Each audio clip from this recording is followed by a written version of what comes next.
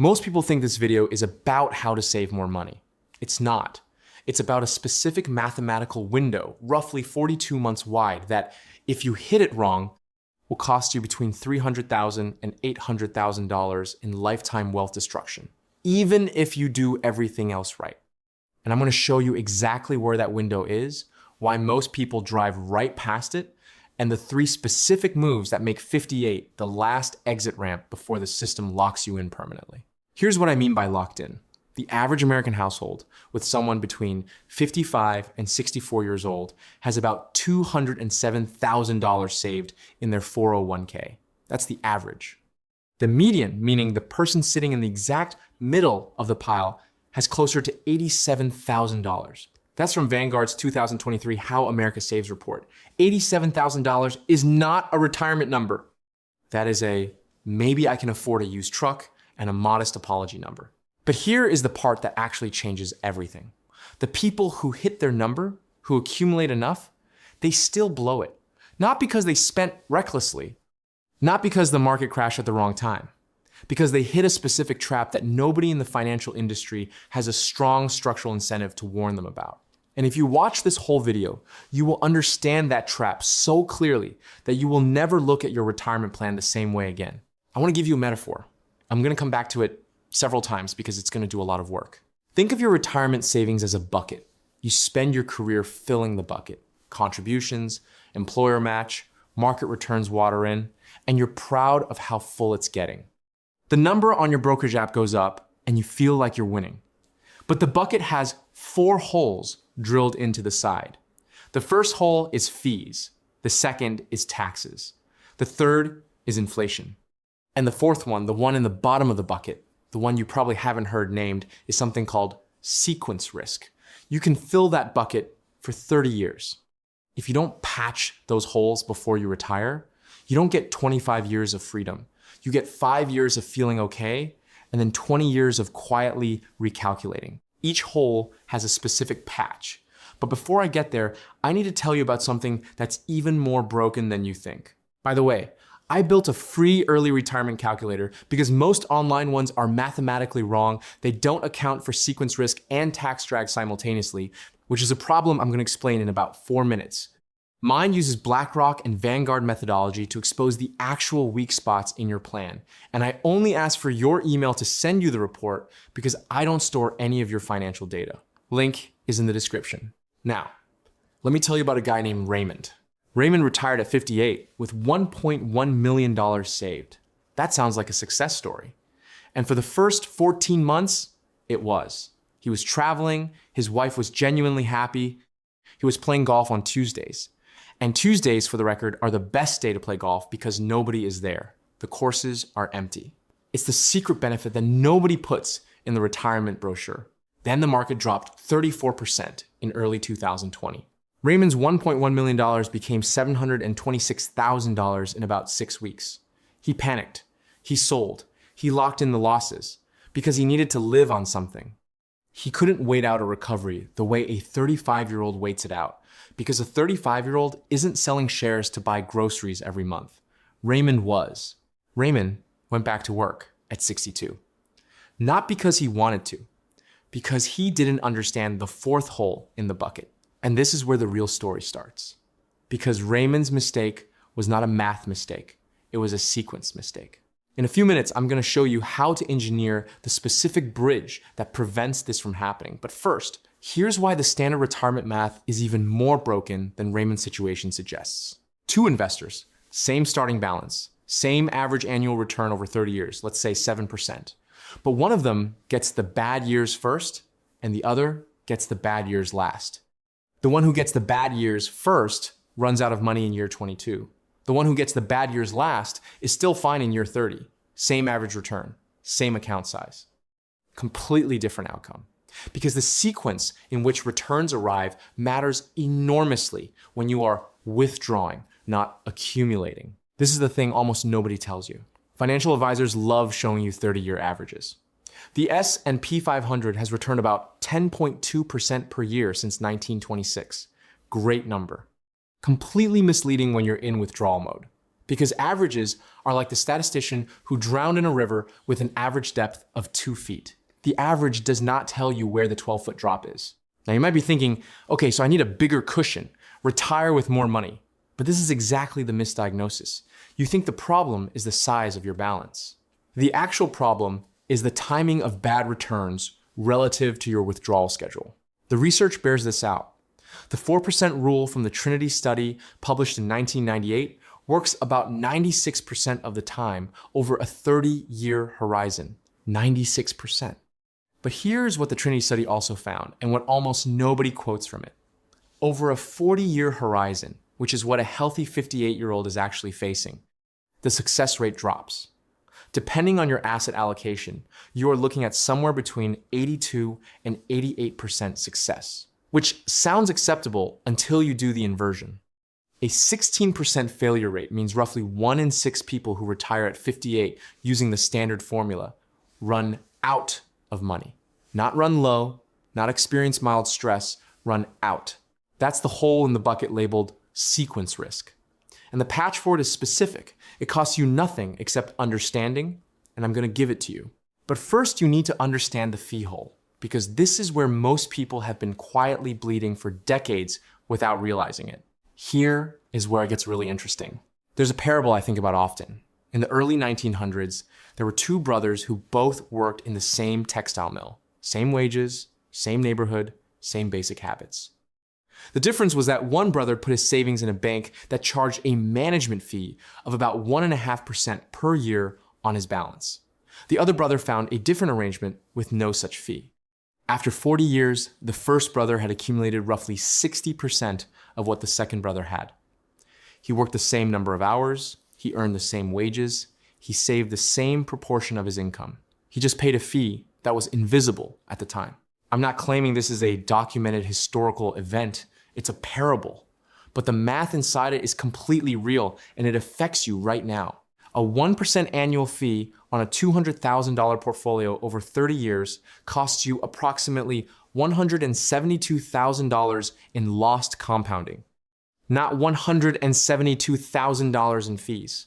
$172,000 in fees, plus all the compounding growth that money would have generated if you had kept it. 1% per year. $172,000 gone. A 1.5% fee takes that number substantially higher, closer to $240,000 on the same balance. And the mutual fund industry, for most of the 80s, 90s, and 2000s, charged between 1 and 2% active management fees. Expense ratios buried deep in fund prospectuses in a format that the SEC specifically required to be expressed as a dollar figure per $10,000, invested as if anyone thinks in those units. Nobody does. You think in, is this fund beating the market? And the answer, the vast majority of the time, was no. Approximately 80 to 85% of actively managed funds underperformed their benchmark index over a 15-year period. That's from the S&P SPIVA report, which has tracked this consistently for over 20 years. Not a one-time bad result, a persistent, documented, structural phenomenon. So you have been paying a fee to underperform, voluntarily, because the fee was invisible and the marketing was confident. The patch for the fee hole is not complicated. Index funds with expense ratios under 0.1%, Vanguard, Fidelity, Schwab, all of them, now have flagship index funds in that range. The Vanguard Total Stock Market Index Fund has an expense ratio of 0.03%. 0.03. The difference between that and 1.5%, compounded over 30 years on $200,000, is not a small optimization.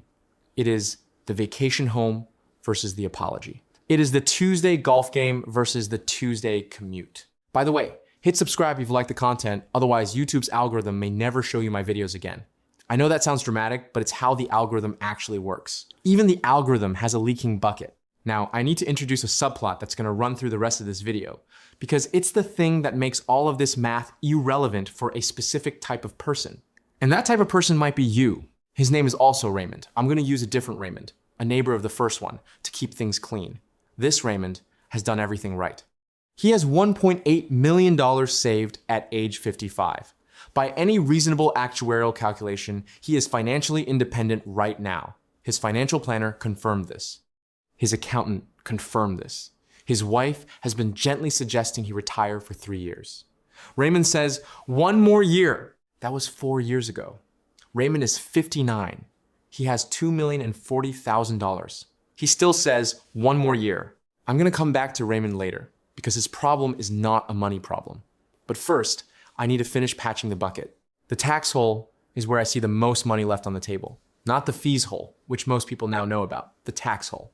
And the reason it's so costly is that it's invisible until it's too late. And when it lands in a single year that you can't undo. Here is the situation.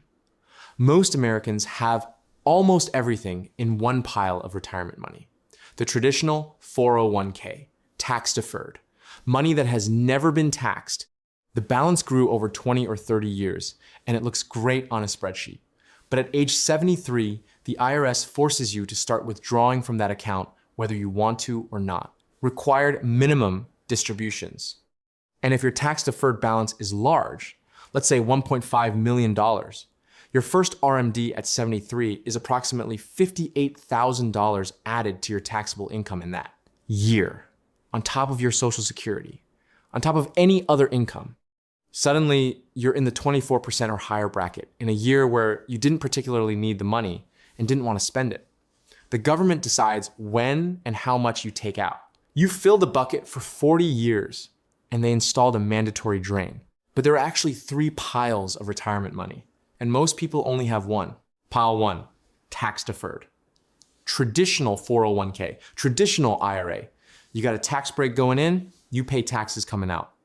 The IRS deferred the bill, they did not forgive it. Pile 2, tax-free.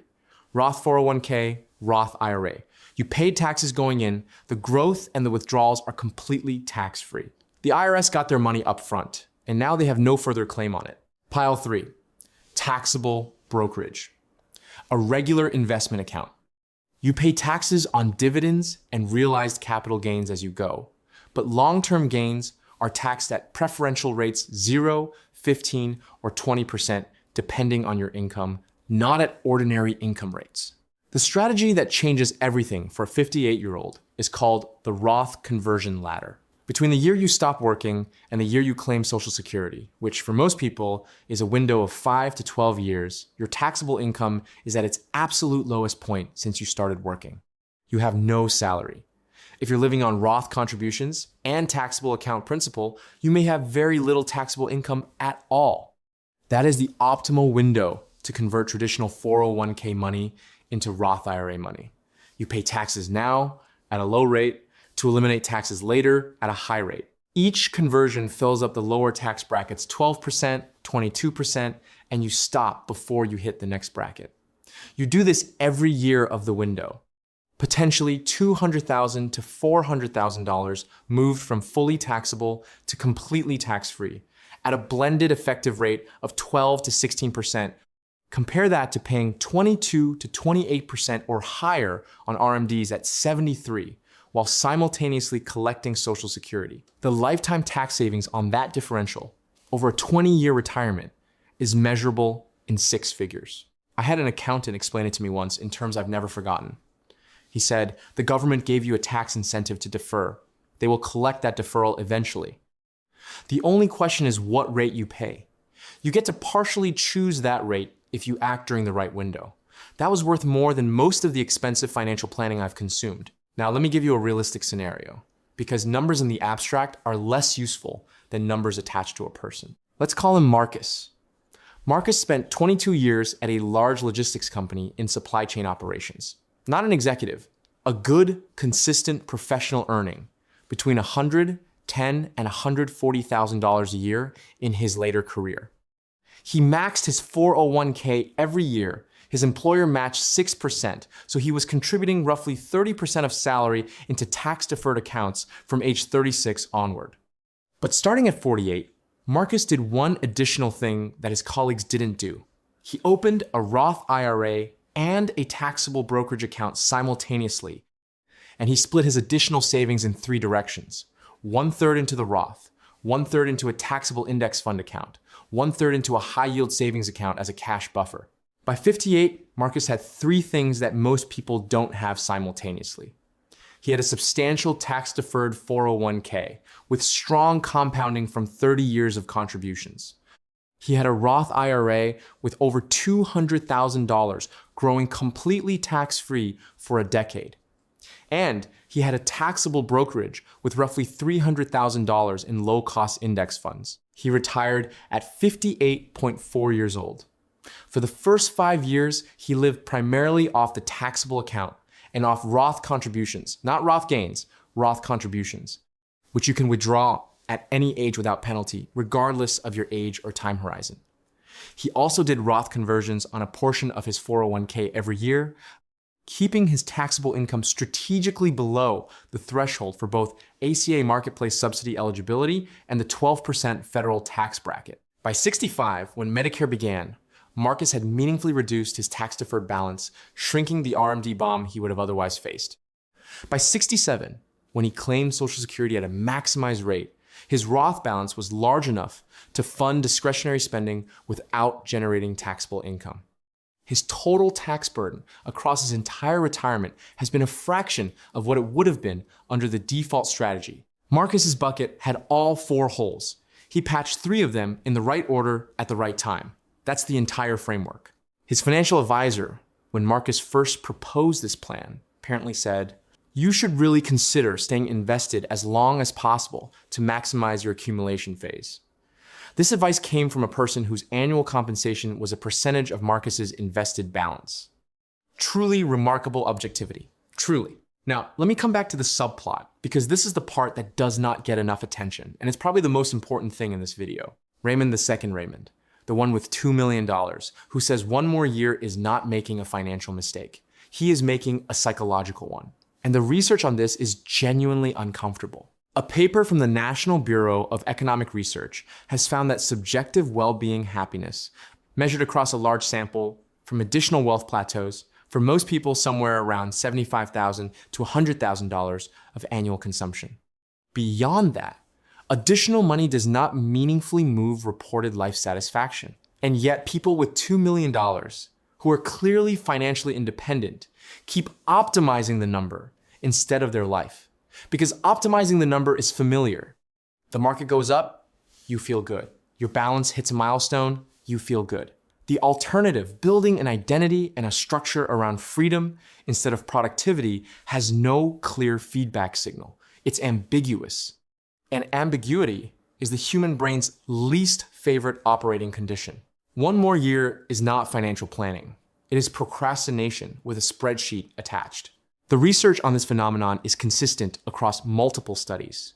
An academic paper by Professor Shlomo Benartzi at UCLA on retirement readiness found that one of the most powerful predictors of a delayed retirement was not insufficient savings, but insufficient imagination, the inability to concretely envision what retirement life would actually look like day to day. When the future is abstract, the present job is concrete. Concrete always wins. The financial system does not help. Your employer benefits from you staying productive. Your fund manager benefits from your assets staying under management as long as possible. Your financial advisor in most compensation structures earns annual fees as a percentage of your portfolio. Everyone in the room has a structural incentive for one more year except you. And nobody in that room is malicious. The incentives just don't point toward your freedom. Now, here's the part I've been building toward. The thing underneath all of it. Stay with me, because this next part changes everything. There is a reason 65 is implanted in the American consciousness as the normal retirement age. It's not a natural law. It's not based on human biology. It's a number chosen in 1935 by the Roosevelt administration when designing the original Social Security Act. In 1935, the average life expectancy at birth in the United States was 61.7 years. They set the retirement age at 65. The retirement age was set above the average life expectancy. The system was literally designed so that a substantial portion of the working population would die before they could collect. This is not a conspiracy theory. This is just actuarial math and public historical record. The Social Security program was funded by workers who would mostly not live to see the benefits. Life expectancy at birth in 2024 is approximately 77.5 years for Americans. But if you are currently 55 and in reasonable health, your conditional life expectancy, the projection, given that you've already survived to 55, is over 83 years. You have potentially 25 to 30 more years of life to fund if you retire at 58. The anchor of 65, installed by a Depression-era government program designed for a population that didn't live long enough to receive it, has no logical claim on your life in 2026. The 7 years between 58 and 65, if you're healthy, are among the most physically capable and cognitively productive years of your later life. These are not marginal years. These are quite possibly the best years of that entire phase. You can travel without your back complaining about it. You can hike. You can learn things. You can start a project you actually care about. Most people are spending those years in a meeting about a deadline. The retirement age anchor is the largest single piece of invisible programming in American financial culture. It is worth approximately 7 years of your life, and it was installed before television existed. Now, this is where all the pieces converge. Let me give you the 3 specific levers that move your retirement success rate from 82%, where most people are operating, back toward 95% and higher. These are calibrated specifically to a 58-year-old target, not generic advice, the specific mechanics for this specific problem. Lever 1, a cash buffer of 2 to 3 years of living expenses held outside the equity market. Not in a low-yield savings account if you can avoid it, a high-yield savings account, or short-duration treasury bills. In 2026, 3-month treasury bills are yielding in the range of 4 to 4.5%, with essentially zero credit risk. The purpose of this buffer is not to earn a strong return. The purpose is to give your equity portfolio the time it needs to recover from a bad sequence year without forcing you to sell depressed assets to fund your living expenses. Raymond, the first Raymond, the one who retired at 58 and went back to work at 62, did not have this buffer. When the market dropped 34% in early 2020, he had to sell equities to cover groceries and rent and utilities. If he had held 18 months of expenses in cash, he could have drawn on that while waiting for a partial market recovery before touching a single share of equity. The market had fully recovered by August of 2020. Raymond, who sold in April, did not participate in that recovery. One missing buffer, one catastrophic outcome. Lever 2, delay Social Security to 70 if you can manage the bridge. I know this sounds counterintuitive. The instinct is to claim at 62 because what if something happens to me? But here is the actual math. For every year you delay Social Security past your full retirement age, which is 67, for anyone born in 1960 or later, your benefit increases by 8%. From full retirement age to 70, that's a 24% increase above your base benefit. And from 62 to full retirement age, claiming early results in a reduction of about 30%. So the difference between claiming at 62 and claiming at 70 is roughly 77% of your monthly check. If your projected benefit at 62 is $1,800 a month, at 70, it could be approximately $3,180 a month, inflation adjusted and guaranteed for life. The break-even point where the delayed claim accumulates more total dollars than the early claim is typically around age 78 to 81. A 62-year-old man in good health in the United States has a conditional life expectancy of approximately 84 years. Most people who delay will receive more total Social Security income, not less.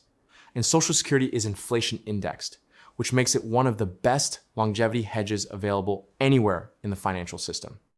You cannot buy an equivalent product from an insurance company at a competitive price. The bridge strategy: use your taxable brokerage account and Roth contributions for early retirement spending. Use the low-income window for Roth conversions.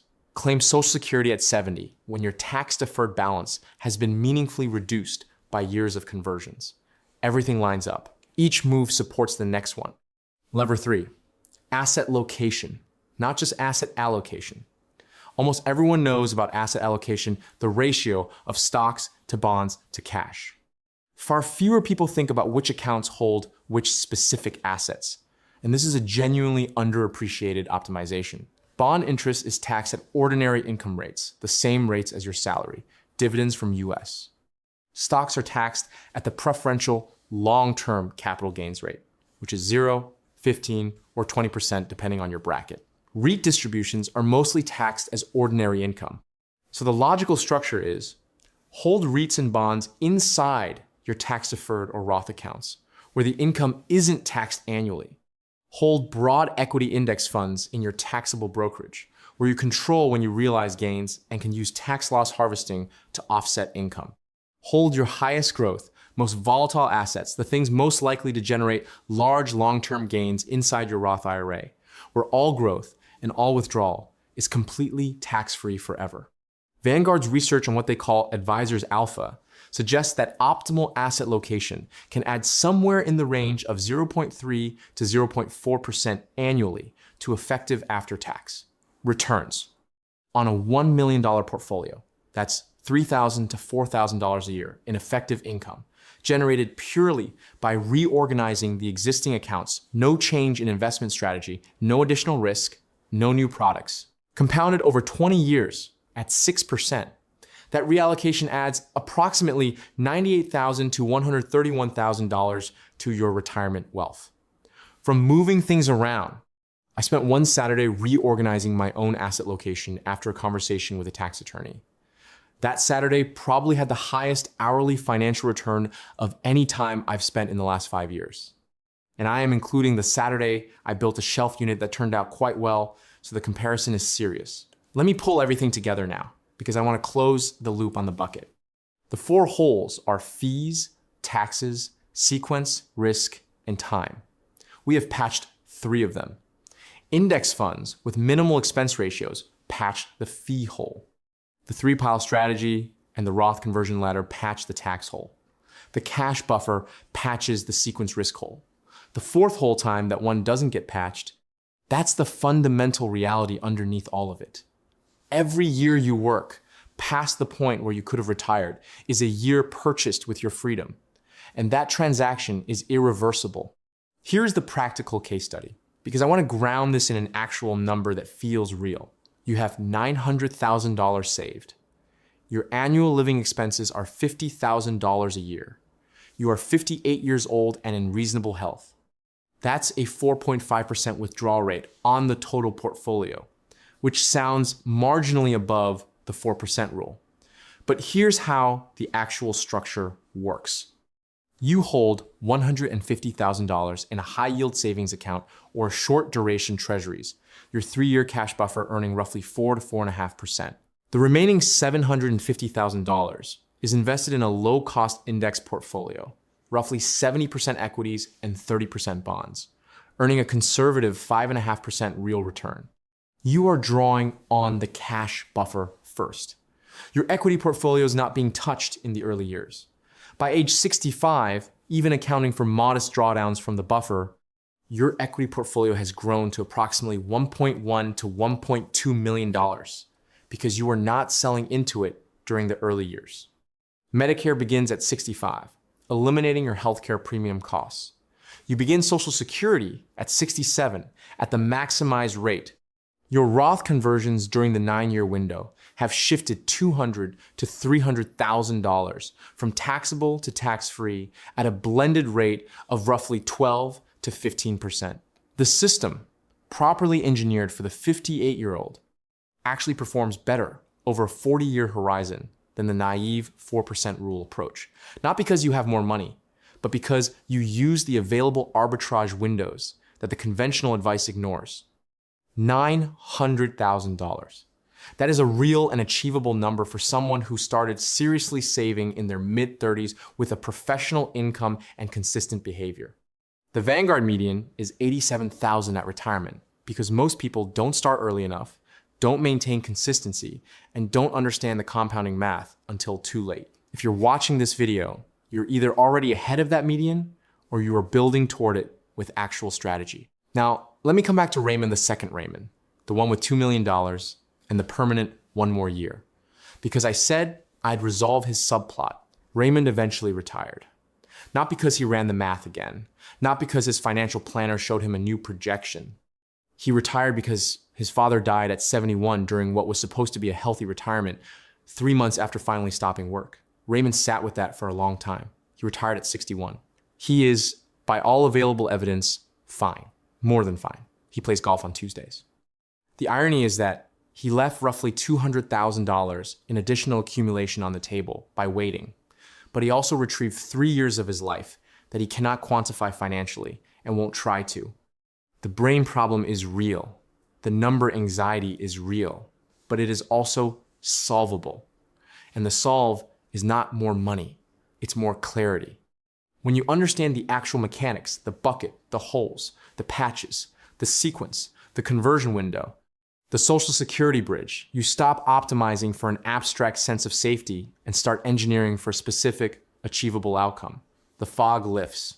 The math replaces the anxiety. One final thing, because I get this objection and I want to address it directly.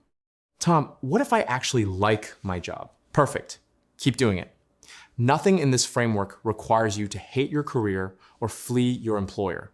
What changes is the nature of the decision you're making every day. Right now, most people work because the mortgage and the insurance and the obligations make the paycheck mandatory. What we've been building toward is the point where you work because you genuinely choose to. And that is a psychologically completely different situation. The research from Deci and Ryan at the University of Rochester on self-determination theory consistently shows that perceived autonomy is one of the strongest single predictors of job satisfaction and overall well-being. It is not the content of the work. It is whether you feel like you are choosing it. Financial independence doesn't mean you stop working. It means you stop being held hostage by the need to work. That is not a subtle distinction. That is the entire game. I've spent 10 years running my own business. I've been in rooms with accountants and tax attorneys who manage substantial wealth for people far wealthier than me. And the consistent theme among people who retired early, who actually got there, is not that they did something extraordinary. It's that they understood the rules of the game they were actually playing and played that game instead of the one their HR department designed for them. The 401k was invented in 1980. A benefits consultant named Ted Benna found a provision in Section 401k of the Revenue Act of 1978 that allowed salary deferrals into tax-advantaged retirement accounts. Before that, the deal was a defined benefit pension. You work 30 years, the company pays you a monthly check for life, they carry the investment risk. The shift to the 401k moved the entire burden of retirement risk onto the individual employee. You bear the investment risk. You bear the longevity risk. You bear the inflation risk. You make the allocation decisions. And most employees were never given any meaningful education in how to do any of that. The game changed in 1980, and most people have been playing by the 1960 rules ever since. I find this less enraging than I find it genuinely darkly funny. The system defaulted to mediocrity and called it employee empowerment. So let's close the loop. You came in because the title promised something that would change when you stop working. Here is that thing, stated as plainly as I can state it. The decision to retire is not primarily a savings decision. It's a systems design decision. You need to understand the 4 holes in the bucket: fees, taxes, sequence risk, and time. You need to patch the 3 patchable ones in the correct order. You need to recognize that the government's concept of retirement age was engineered in 1935 for a population that mostly died before they could collect it, and it has no binding relevance to your life in 2026. And you need to accept that the brain, left to its own devices, will manufacture 1 more year indefinitely, not because the math requires it, but because certainty is comfortable and freedom is ambiguous. The 3 practical takeaways, calibrated specifically to a 58-year-old target. First, build your 3-pile tax structure now, before you need it. The conversion window opens the year you stop working and closes when your income-producing assets or Social Security push you back into higher brackets. If you are 45 today, you have potentially 13 years to prepare. If you are 52, you have 6. The Roth conversions themselves take 30 minutes a year to execute. The planning to do them correctly, understanding your marginal bracket, your ACA income thresholds, your projected RMD trajectory, takes a focused afternoon, maybe 2. This is $45 of your time, generating potentially 6 figures in lifetime tax savings. Do it now, not 1 more year from now. Second, build your 2 to 3 year cash buffer in the final stretch of your accumulation phase. Not because you believe the market is going to collapse, because you cannot know whether the market will drop 40% in your first year of retirement. And if it does, you need to not be the first Raymond. This buffer is your specific targeted patch for sequence risk. It is not an emergency fund. It is an insurance policy against the most common retirement destroying event. Fund it with short duration treasuries or a high yield savings account earning a real rate. Let it work while it waits to be used. Third, model your Social Security claiming strategy before you retire, not after. Run the numbers. Use the Social Security Administration's own actuarial tables, or use the Open Social Security Calculator, which is free, open source, and built on the SSA's actual data. The optimal claiming age depends on your health, your spouse's age, your other income sources, and your tax situation.